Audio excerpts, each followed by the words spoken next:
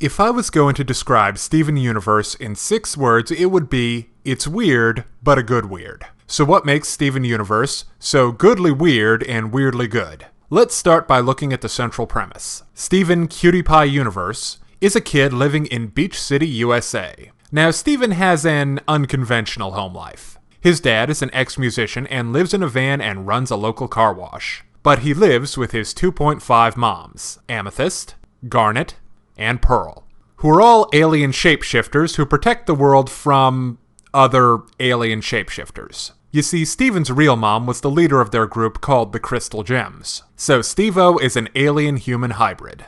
And in a fairer world would be decorating a dissection table. The Gems, as their species is called, are an interesting alien race. They're basically asexual sentient rocks, who create bodies around their gem, which is the only important part of them. They don't age or need to eat, or sleep, or even breathe. And if their body's damaged, they can retreat inside their gem to regenerate. However, if the gem is destroyed, they die. And for some reason, the gem's primary humanoid form is always female. The Gems have been on Earth for around 6,000 years, and fought a civil war over the planet, with the good Crystal Gems, of which Amethyst, Garnet, Pearl, and Steven's mother Rose Quartz are the only survivors, versus the evil Homeworld Gems, who wanted to use Earth to produce more gems. This process would have destroyed the planet, or at least rendered it uninhabitable for human life. Finally, the Gems have the ability to fuse with each other to create larger and even more powerful gems. Oh, and they have a tendency to just leave their stuff lying all over the place. Ruins, temples, battlefields. Hey, learn to clean up after yourselves, jerks. The single greatest strength of Steven Universe are its characters. The main cast, as well as the side players, are well-rounded, developed, and the source of both the show's humor and its many dramatic moments. Let's start with Steven. He's the only gem-human hybrid in existence. He's short, kinda fat, and his gem, a rose quartz, is embedded in his belly button. So he's basically a cross between a hobbit and a troll doll. Personality-wise, he's fairly optimistic, and prone to bursting into song. And he doesn't like seeing his friends fight or be hurt. For every 2 times you want to give him a hug, you'll want to smack him in the back of the head at least once. 2 steps forward, 1 step back. Mentally, he's in kind of an odd spot where he's dumb enough to get into trouble, but smart enough to get out again, but it's always kind of dicey. And he is the cause of at least 70% of his own problems. Also, he doesn't go to school. Yeah, 'cause he'd get his handed to him. Wait, the chubby, sensitive kid who breaks out into song and tells stories about how awesome his moms are would be some kind of a bully magnet? Absolutely. Well, if Steve-O gets into trouble, he has some magic to help him out. Most of his powers are defensive. He can manifest a magic shield, create protective bubbles, and he has healing spit. Only one of those is cool. Pray tell, what color is the shield? Pink? None of those are cool. Of course, if he gets into real trouble, I guess he could always go get Amethyst. She's the youngest of the Crystal Gems after Steven. She was created here on Earth, presumably to fight in the Gem Civil War. And she's got some issues over that. I wouldn't consider being created as an agent of repression to be a negative. Well, Amethyst doesn't feel that way. The respect and acceptance of Pearl, Garnet, and Steven are very important to her. Not that she can express those feelings. She projects a devil-may-care, free-spirited attitude. She enjoys eating, sleeping, power marathoning crappy sitcoms, hoarding worthless and amateur pro wrestling. Private, do you know what words mean? I don't know if I like her design, though. But she's definitely distinctive. Short, stocky, and very purple. Her costume looks like 80s workout wear to me, but I just don't know if I see where they're going with it. In combat, Amethyst wields a whip. So does Simon Belmont and Indiana Jones. But can their whips shoot lasers? They don't need to. Amethyst also fights hand-to-hand more than the other gems. Finally, she loves to show off her shape-shifting powers. Even though all gems can do this, Amethyst gets the most mileage out of it. The Starscream of the Crystal Gems, and my favorite member of the team, is Pearl. She's the most aggressively mom-like out of the group. She's always looking after Steven. And freaks out in hilarious fashion if he so much as gets his hair mussed. Overprotective helicopter parent seems apt. Hey, it comes from a place of love. For who? Oh. Oh dear. Although Pearl's affection for Steven is 100% genuine, it does seem to be rooted in Pearl's relationship with Rose Quartz, who she was very close with. But anyway, Pearl is the smart one and handles all the technical stuff that the gems need to do. She builds stuff, fixes stuff, and explains stuff. A lot. More than is really necessary. Pearl is also a complete neat freak, and her obsessive need for order is hilarious. She kind of has the personality of Helen Lovejoy in a way. Design-wise, she's built like olive oil. Very slender, but far more graceful. Kinda like a ballerina. In fact, her original costume was basically a dancer's outfit. Her new costume is far better in my opinion, more like a domestic samurai. In battle, Pearl is generally armed with a very cool-looking spear, but she can use swords as well. And unlike Amethyst, Pearl relies on grace and technique instead of aggression and brute force. The de facto leader of the Crystal Gems is Garnet. She's very stoic and statuesque, but underneath, she's a very caring person who wants the best for Steven and her friends. She trusts the team and has great faith in their abilities. But she does not take dissension in the ranks. In fact, Amethyst and Pearl are a bit afraid of her, probably because she lets her fists do the talking. Oh, I like her. In combat, Garnet fights with huge gauntlet fists, which pack plenty of punching power. Visually, she's probably the best designed of any of the gems. Very striking and clean, with no more design elements than necessary. Well, that about does it for the good guys. Now let's look at the bad guys. There are only two real villains in the first season of Steven Universe. The first is Peridot. She's a very technical gem from the homeworld. Her mission is to repair all sorts of old junk the gems left lying around after the Civil War, like the warp pads that the gems used to get around and the kindergarten. As in garden where children are grown. Although she may act cool and coordinated, Peridot is actually quite thin-skinned and prone to outbursts, especially when she doesn't get her way. She works as a non-confrontational villain who's not strong enough to go toe-to-toe with the heroes. And it's always fun to see what new scheme Peridot is hatching. Design-wise, Peridot is sending the message that she's calculating, rational, and smart. And hey, if you can tell what a character's all about just by looking at them, that's good design in my book. If only she was a bit more interesting to look at.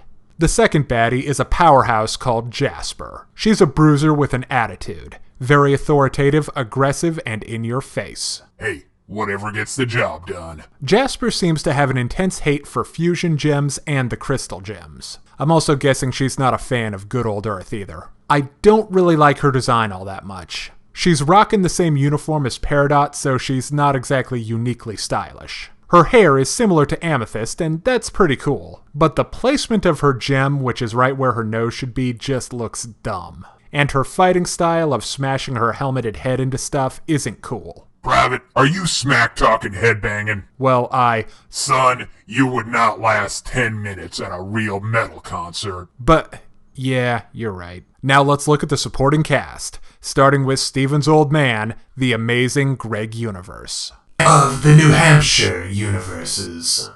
I like Greg. He's a cool guy. He really cares about Steven and tries to be there for his son. Even if he doesn't know a lot about space magic, he still uses his knowledge of music and other handy skills to help out Steven and the Crystal Gems whenever he can. Design-wise, Greg bears a distinct resemblance to America's #1 dad, but he definitely got the loyal, fun-loving side of Homer, without the load of selfish jerk that goes with it. Steven's designated love interest is Connie. She's a shy, social introvert with no friends other than Steven. And every once in a while, she'll join Steven on a magical adventure, and its associated hijinks. Honestly, I don't really find her very interesting. She's definitely the less exciting half of the relationship. But I guess she's supposed to be there as Steven's guide to the world of normality, and the character that voices the thoughts of the audience. Next, whenever Steven drops by his favorite snack place, the Big Donut, he always runs into Lars and Sadie. Lars is a tool. No, I take that back. Tools are useful. Lars is an hole who does nothing but complain. Sadie, on the other hand, is nice and friendly towards Steven. But for some reason, she has a thing for Lars. Both of them hang out with Steven and keep Beach City supplied with delicious snacks. Keep up the good work, guys. Indeed, apply yourselves and you'll no doubt have a glorious career in food service. Now, Beach City may look like an ordinary resort town, but it has a strange underbelly. Yeah, that involves magic rock chicks and their weird temple. And no one is more dedicated to documenting it than Ronaldo. He's a paranormal investigator and fry cook. And frankly, he's not worthy to launder Dib's trench coat. He couldn't find aliens if they lived down the street from where he worked. They do live down the street from where he works. Steven also has a magical pink lion called Lion. He has all kinds of amazing magical abilities that he uses whenever he feels like it. So, never. No. Just almost never. Finally, there's my absolute favorite character on Steven Universe, Lapis Lazuli. She's friggin' amazing. She was trapped in a mirror for thousands of years, for as of yet unknown reasons. But she makes friends with Steven when Pearl mistakenly gives the mirror to him. When she's in the mirror, she's limited to replaying what she's already seen, but you still get a good sense of her personality. Lapis is fun, playful, and has a puckish sense of humor. But when she gets released, we see a whole new Lapis. She's gone through a lot of emotional and physical pain. She's also a super powerful hydromancer. She can create all kinds of stuff out of water, like water golems and big frickin' towers to help her get back to space. And wreak colossal environmental damage to the Earth. Okay, Lapis didn't do that intentionally. She just wanted to go home. And when she got there, she came back with a bunch of friends to wreck up the planet. Now that was not her idea, and when she was there, all she wanted to do was get away. Private, I'm impressed with your ability to rationalize military incursions and the attempted drowning of small children. Well, when you say it that way, of course it sounds bad. Design-wise, Lapis is also number one. She's done all in different shades of blue. Her movements are fluidly animated. Her costume is sleek and simple. And she gets these awesome wings made out of water. Okay, now let's look at the weakest aspect of Steven Universe. The world building and lore. And so much of it revolves around the gems. First off, they don't need to eat, sleep, or breathe. And I'm just going to be flat out and state that I don't like that. Tolkien's elves don't need to sleep, but they do need to meditate. The Transformers don't eat, sleep, or breathe, but they do need energon constantly. The gems are actually a lot like liches, with no physical needs and their life dependent on a magical object. In the lich's case, a phylactery, in the gem's case, gem. The gem is less durable than a phylactery, to be fair. The gem's bodies, which are made of holograms or something, are capable of eating and sleeping, it's just not necessary. They're clearly stronger and more durable than a normal human, but not much more. You can disrupt a gem's physical form with a pointy stick, and then the gem is helpless for a brief period of time. Then you hit it with a rock. Problem solved. That's your solution to a surprising number of problems. Yeah, it works. And they can get food poisoning, but not die from it. I feel like there should be more concrete physical limitations based on what the gems can and can't do. Next, why do so many gems choose a human female form? It's a pretty common characteristic, even among gems that it's kind of a strange choice for, like Peridot. She's never even seen a human before, and the ship she rides around space in is in the shape of a giant human hand, when both her and the ship could have looked like anything else. Finally, the gems have had a huge impact during their 6,000 years on the planet. And no one seems to care. Earth is littered with gem ruins. There are multiple kindergartens with derelict gem machinery. There are temples, battlefields filled with gem weapons. I suppose you could argue that certain areas aren't accessible to humans, like the Lunar Sea Spire, or the upside-down pyramid thing, but there's nothing keeping people out of the area around it. There are also places that have been radically altered by the gems, like the Geode Island with all the happy Joker fish. That ain't natural. Or the floating islands. Listen, ladies, on this here planet, we obey the law of gravity. It's the law. Sorry. Oh, and then there's the tens of thousands of homicidally insane gems running around, like the giant bird from Giant Woman. That thing clearly ate several people, and no one's tried to shoot it down with a rocket launcher? That would probably work. I mean, Sadie poofed a gem with a pointy stick. Follow that with a sledgehammer, and it's bye-bye birdie. And no one seems to care. As far as we know, no one's tried to reverse engineer gem technology. Power plants don't run on captured gem monsters. There's not a roaring trade in gem artifacts. No one from the CIA, FBI, or the National Guard has shown up at the temple to tell the well-known ageless defenders of Earth that Nowhere USA is under attack by a giant enemy crab. with a diamond lodged in its head. Can they go handle it, please? Now, all of that could be explained. The show is from Steven's perspective, and he doesn't know what the gems are doing most of the time. And then there's always, it's magic, I don't have to explain. But still, shouldn't they try and suss some of this stuff out? A couple of little scenes here and there to help us understand how the world works would really have been appreciated. But as it is, the world and mythology of Steven Universe fall flat.